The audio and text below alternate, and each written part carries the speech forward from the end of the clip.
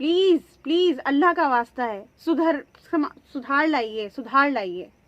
मत कीजिए ये सब, कुछ हासिल वसूल नहीं है इन चीजों से। अपनी बेटी अपने कलेजे का टुकड़ा ही दे दिया तो आप उससे और सामान लेकर क्या करोगे?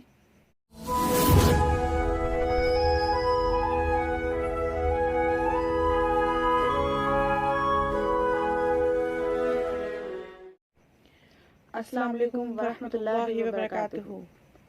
तो आज हम फिर आपके सामने हाजिर हैं एक नई वीडियो के साथ। जैसा कि आप सबको पता है आयशा आरिफ खान के बारे में, जिन्होंने हाल ही में सुसाइड किया है अपने शौहर और अपने ससुराल वालों से तंग आकर, क्योंकि वो उनसे जहेज़ की डिमांड्स करते थे, जहेज़ का मुतालबा करते थे। तो उनके दर्द को कम करने के लिए, उनका साथ देने के लिए, उनको सपोर्ट करने के लिए बहुत सारे जाने माने लोगों ने उनसे अल्फाजी सहारा दिया है, उन्हें समझाने की कोशिश की है, रास्ता दिखाया है, उनके लिए दुआएं की हैं। उनमें से एक शख्स ऐसे हैं जिनकी मैं तहे दिल से इज़्ज़त करती हूँ, बहुत ज़्यादा सपोर्ट करती हूँ, असदुद्दीन ओवैसी साहब। असदुद्दीन ओवैसी साहब ने जो एक स्पीच दी है हाल ही में, वो स्पीच सुनकर मतलब मुझे ऐसा लगा जैसे एक सपोर्ट मिल गई है, एक सहारा, एक बैक मजबूत हो जाना कहते हैं ना, जिसे वो चीज़, वो सुन के बहुत राहत मिली मुझे, बहुत ज़्यादा। तो मैं चाहती हूँ कि वो वीडियो एक बार आप लोग भी देखें, जो सुकून मैंने हासिल किया वो आप लोग भी करें वो वीडियो देखकर। कि अहमदाबाद में जो मुसलमान बच्ची का दर्दनाक दिलसोज वीडियो आया है जिसने खुदकशी कर ली, मैं आप तमाम से अपील कर रहा हूं, चाहे आप कोई भी मजहब के हो, ये जहेज की लानत को खत्म करो, जहेज की लानत को खत्म करो। अगर तुम मर्द हो ना तो बीवी पर जुल्म करना मर्दानगी नहीं है, बीवी पर को मारना मर्दानगी नहीं है, बीवी से पैसों का मुतालबा करना मर्दानगी नहीं है। तुम मर्द कहलाने के भी लायक नहीं होगे अगर तुम ऐसी हरकत करोगे। वो मासूम बच्ची पर जुल्म किया गया, वो तंग आ गई, जहेज की लानत की, जहेज का मुताले पर, उस आदमी के मारने और पीटने पर, और उसने इतना बड़ा इक़दाम कर लिया। शर्म आनी चाहिए उन घर वालों को जिन्होंने हमारी इस बेटी को मजबूर किया। मैं तो अल्लाह से दुआ करूंगी अल्लाह तुमको गारत करे, तुम लोगों को। हर बाप की तकलीफ तुम नहीं समझ सकते अगर कोई बाप खबर में जाता है। मैं कई ऐसे लोगों को जानता हूं जो जिंदगी की आखिरी सांसें लेते हैं और अपना हाथ पकड़कर धीमी सी आवाज में कहते हैं, असद साहब बच्ची की शादी है, इंतजाम करा दो, मरने से पहले कुछ हो जाए। क्या हो रहा है इन लोगों को? कितने औरतों को तुम मारोगे? कैसे तुम मर्द हो जो बच्चियों को मार रहे हो, उनकी जानें ले रहे हो? क्या तुम में इंसानियत मर चुकी है? और ऐसे कितने लोग हैं जो अपनी बीवियों पर जुल्म करते हैं, थप्पड़ मारते हैं, जहेज का मुतालबा करते हैं, हामिला बीवियों को ढकेलते हैं और बाहर निकलकर अपने आप को बड़ा फरिश्ता कहलाते हैं। अरे याद रखो, तुम दुनिया को धोखा दे सकते हो मगर अल्लाह को नहीं देख सकते। अल्लाह देख रहा है, अल्लाह समझ रहा है और अल्लाह जरूर मजलूम का साथ देगा, अल्लाह मजलूम का साथ देगा। मैं उन तमाम मुसलमानों से अपील कर रहा हूं, अल्लाह के रसूल सल्लल्लाहु अलैहि वसल्लम ने इरशाद फरमाया था कि तुम में सबसे बेहतरीन वो है जो अपने घर वालों से अच्छा है। बेहतरीन अखलाक उसके हैं जो अपनी बीवियों से अच्छा बर्ताव करेगा। याद रखो, अगर तुम अपनी बीवियों को, कितनी दौलत तुमको चाहिए, जुल्म करे उस बच्ची पर, तकलीफ होती है, शर्मिंदगी होती है। सोचो इस बात को, खत्म करो इन बुराइयों को अपने माशरे से। बच्चियां, अल्लाह के रसूल सल्लल्लाहु अलैहि वसल्लम मुसलमानों के लिए कह रहा हूं, बल्कि दुनिया को बता रहा हूं कि हमारे रसूल सल्लल्लाहु अलैहि वसल्लम जब अपने बेटी से मिलने जाते, शहजादी जन्नत से, या वो आती, अल्लाह के रसूल सल्लल्लाहु अलैहि वसल्लम अपनी साहबजादी के लिए खड़े हो जाते, बेटी के लिए खड़े हो जाते थे। हजरत फातिमा के लिए पेशानी पर बोसा देते अपनी बेटी को। और तुम क्या कर रहे हो? मेरे अजीज दोस्तों और बुजुर्गों, ये मंजलिस के जिम्मेदारों का जलसा है। हमारी भी कोशिश होनी चाहिए कि पहले अगर हमारे घर में ऐसा हो रहा है, इसका खात्मा करो। हमारे महल्ले में हो रहा है, समझाओ उन लोगों को। समझाओ उन लोगों को। और मैं हमारी बेटियों से कहूंगा कि डरना नहीं तुम कभी, तुम हरगिज अपनी जान नहीं लेना, तुम कभी अपनी जान नहीं लेना, कभी नहीं लेना तुम अपनी जान। तुम जिंदा रहो, हम तुम्हारे साथ हैं। तुम्हारी जान की कीमत है मेरी बेटियों।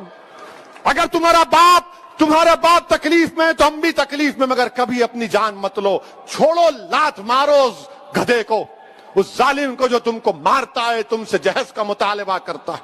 तुम्हारी जिंदगी बहुत बड़ी है, लात मारो उसको, कानून को इस्तेमाल करो, मत गुजारो ऐसे जालिमों के साथ जिंदगी। क्या फायदा उस बाप पर क्या बीत रही होगी जो वीडियो देखा होगा अपनी बच्ची की मौत का, जिंदा रहते हुए मर गया होगा अगर जिंदा है तो।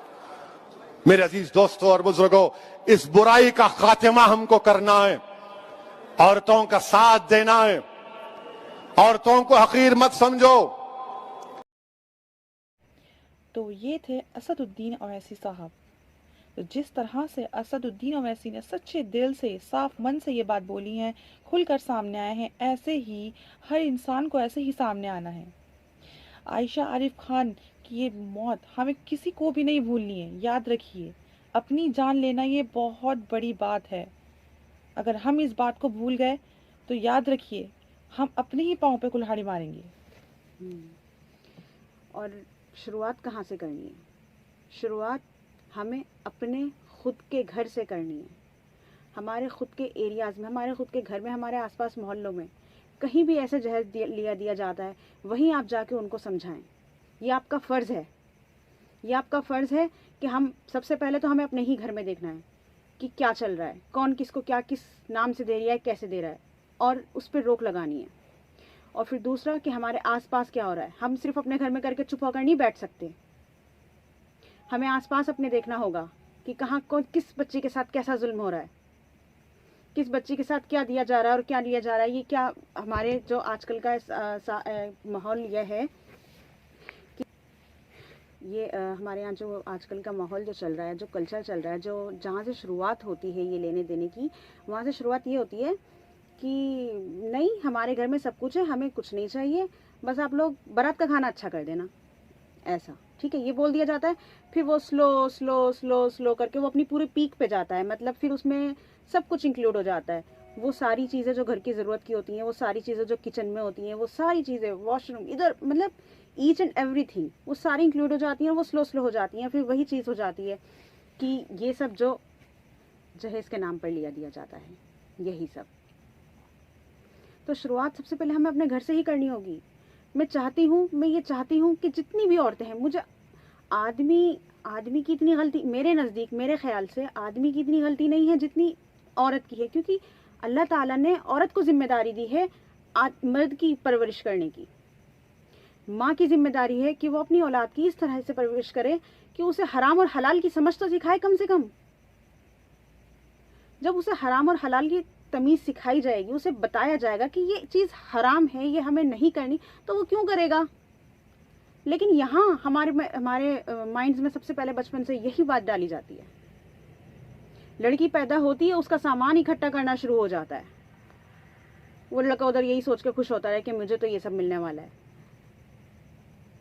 क्या हो जाएगा ऐसे तो लड़का तो यही सोचेगा ना कि हाँ मैं तो लॉटरी हूँ, मेरी अगर शादी होती है तो मेरी तो लॉटरी लगने वाली है। तो माओं को चाहिए, हमारे माशरे की औरतें बहुत ज़हीन हैं, उनको औरतें बहुत ज़हीन होती हैं, बहुत साबरीन होती हैं। उनको चाहिए कि वो अपनी औलाद की परवरिश करें। वो खुद को उस औरत की जगह रख के देखें, खुद को अपने आप को आयशा आरिफ खान की जगह रख के सोचें। जितनी भी जहेज की लालची हैं, जितनी भी ये दुनिया में इतनी ज़्यादा इंक्लूड हैं वो सारी चीज़ें, उसको अपनी तरफ रख के सोचो। आयशा आरिफ खान की जगह अपने आप को रख के सोचो उसके साथ क्या हो रहा होगा। तो उसके अकॉर्डिंग आप लोग कम से कम अपने बच्चों की इस तरह से परवरिश करें कि वो हराम को हराम और हलाल को हलाल तो जाने। और हमारे माशरे के मर्द, लड़के, उनको चाहिए वो सबसे ज़्यादा बॉयकॉट करें। अगर कोई लड़के के घर वाले जहेज देने को मना करेंगे ना, तो उनको तो यही कहा जाएगा ये दे नहीं सकते होंगे, है ना। नहीं तो ये पहला काम मेरे ख्याल से मर्दों का बनता है कि वो बॉयकॉट करें, वो अपनी बेइज्जती समझे जहेज लेने को। अरे जिस बाप ने अपनी बेटी ही दे दी, अपनी बेटी अपने कलेजे का टुकड़ा ही दे दिया, तो आप उससे और सामान लेकर क्या करोगे? क्या मिल जाएगा आपको उनसे? उनसे ये सब फर्नीचर, एसी और फ्रिज वगैरह ये सब लेकर क्या लेकर चले जाओगे आप अल्लाह के यहाँ? ये सब ये मरने के बाद लेके जा सकते हो आप लोग? इतने बड़े बड़े महाराजा, राजा महाराजा सब अपनी कब्रों में सो रहे हैं, परिंदे भी पर नहीं मारते उधर, क्या लेके चले गए वो अपने साथ? आप इतना जुल्म करने के बाद, इतना ज़्यादा जालिम होने के बाद कि कोई लड़की खुदकुशी पे मजबूर हो जाए, आप इसके बाद क्या हासिल वसूल हो जाएगा आपको? ये बेजान चीज़ों के लिए आप एक इंसान की ज़िंदगी ख़त्म करने पे तैयार हो जाते हो। पता नहीं ऐसी कितनी लड़कियां अभी भी आजकल में भी ना, को पता नहीं कितनी लड़कियां ऐसी होंगी जो अभी भी आयशा आरिफ खान वाली ज़िंदगी जी रही हैं, जिनका हमें पता भी नहीं है। वो बेचारियां अपने शौहर की गुल्लक भर नहीं पाती, वो उनकी गुल्लकें भर नहीं पाती, क्योंकि वो तो अपाहिज होते हैं ना। शौहर मर्द जो होता है, जो जहेज लेता है, मेरी निगाह में सारे अपाहिज हैं। वो नहीं कमा सकते, खुद वो नहीं खिला सकते अपनी बीवी बच्चों को। जो बच्चे पैदा होने पर भी अपनी ससुराल से मुतालबा करते हैं या उम्मीद रखते हैं कि हाँ हम बच्चे हुए हैं तो वहाँ से आएगा, त्योहार आया है तो वहाँ से आएगा। अरे क्या कौन सी सदी, कौन सी दुनिया में जी रहे हो? कौन सी शरीयत को मानते हो? कौन से इस्लाम को पसंद करते हो? ये है इस्लाम? रो रो के, चीख चीख के सारे बता रहे हैं कि ये चीज़ गलत है, ये चीज़ सही है, लेकिन फिर भी पता नहीं दुनिया को क्या होता जा रहा है।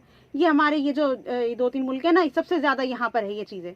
सऊदी के मुल्क में देखिए, ईरान में देखिए, औरत अपना महर खुद तय करती है शादी करने के लिए। महर के मामले में क्या हो जाता है? क्या महर बनते हैं आजकल? 25,000, 50,000, 25,000, 50,000, 60,000, बस इससे ज़्यादा महर। आदमी की जो कमाई है उसके अकॉर्डिंग बनने चाहिए। अरे कम से कम जो एक सैलरी होती है, आपकी मंथली जो सैलरी होती है, उतने तो महर बांध दो। नहीं, जहेज के नाम पे आपको पूरा सामान चाहिए होता है, बड़ी खुशी खुशी लिया जा रहा होता है। शर्म आनी चाहिए, धिक्कार है। मत करिए ऐसे इस्लाम को बदनाम मत कीजिए। इस्लाम में नहीं है ये चीज़ें, बिल्कुल नहीं है, गलत है, हराम है, नहीं है ये चीज़ें, मत कीजिए ये सब। कुछ हासिल वसूल नहीं है ये सब करके, ये सारी चीज़ें यहीं रखी रह जानी है। कुछ साथ नहीं जाना, आमाल साथ जाने हैं। आमाल पे ध्यान दीजिए, मत कीजिए किसी पे इतना जुल्म कि कोई अपनी जान देने पर आमादा हो जाए। थोड़ी शर्म कर लीजिए। मेरी सब औरतों से रिक्वेस्ट है कि अपने अपने घरों में, अपनी अपनी फैमिली में ऐसा माहौल बनाएं, कम से कम इतना तो बताएं कि ये चीज़ गलत है, ये चीज़ सही है। सब कुछ ऐसे छोड़ना दें। अल्लाह ताला ने औरत की जिम्मेदारी रखी है परवरिश औलाद की, उसको चाहिए ऐसी परवरिश करे अपनी औलाद की। तो जैसे असदुद्दीन साहब का मैं जितना शुक्रिया करूँ कम है।